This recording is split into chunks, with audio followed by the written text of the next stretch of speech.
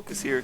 So as you all know, Splatoon 3 was just announced in the Nintendo Direct a few days ago, and I couldn't be more excited for it. In today's video, we're going to be dissecting as much as we can from the first trailer we got to see. I'm going to be splitting this up into 3 different parts, so expect another video not too long after this one is uploaded. Now, let's get into it. So right away we see the new design for the Inkling alongside a baby Salmonid. Based on the scene, we could assume that Grisco Industries may possibly not see a return in the form of Salmon Run, but maybe as something else? This also raises the question as to what species will play as the antagonist this time around. Along with that thought, Nintendo also had a press release shortly after the Direct ended. It reads, "In this new game in the Splatoon series, you'll leave Inkopolis behind and head to a new region, the Splatlands. Its heart is a new city where battle-savvy Inklings and Octolings gather, Splatsville, also known as the City of Chaos." So that also rules out Octolings being the returning villains. I guess it's just up to speculation at this point, so be sure to leave your thoughts on that in the comment section below. As the scene continues, we get our first look on the customization. Just like the previous entries in the series, we're presented with the option between a female or male Inkling. But this time, like with the Octo expansion, we're also given the option to choose between a female or male Octoling. We also seem to be getting new skin tones and a ton of new eye colors.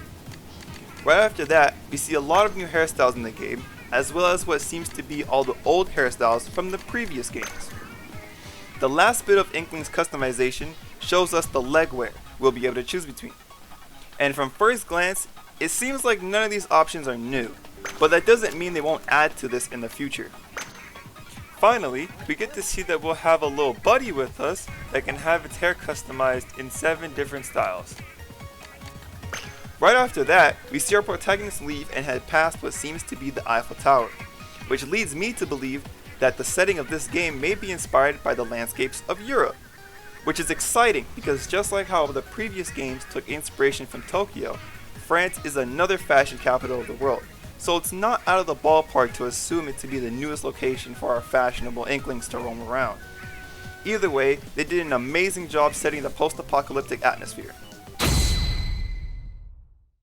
Alright, now this is something I wanted them to add to the game since the release of Splatoon 2, the bow, and it looks amazing. From looking at it, it seems to be some sort of compound bow. If they're adding a weapon like this, I wonder if it'll have a further base range than the Splatter Skull, but with the disadvantage of having an arc with its shots.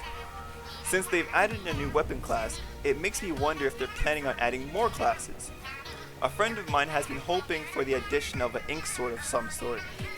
I'll talk more about weapons shown off in this trailer in an upcoming video, so if you're interested in seeing that, be sure to subscribe. I'll be covering this game up until it releases, so if you like Splatoon, stick around.